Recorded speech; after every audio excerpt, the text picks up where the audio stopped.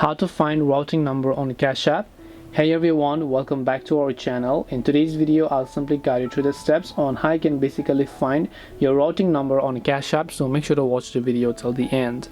In order to find your routing number on Cash App, open the Cash App on your device and make sure that you're logged into your account.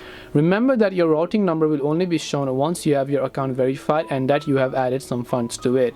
So to check your verification, tap the profile icon from the top right hand side, and then you can simply go to this option called limits over here, and then make sure to simply verify your limits.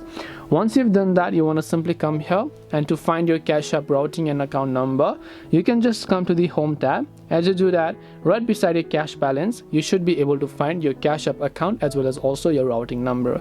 In my case, this is just a demo account, so I don't have any details, but if you have, right when you come to the home page, you'll be able to find them. This way you'll be able to basically find your routing number on Cash App. Hope this video was very helpful. If you have any questions, feel free to leave them down below. Thank you very much for watching till the end, and see you soon in the next video.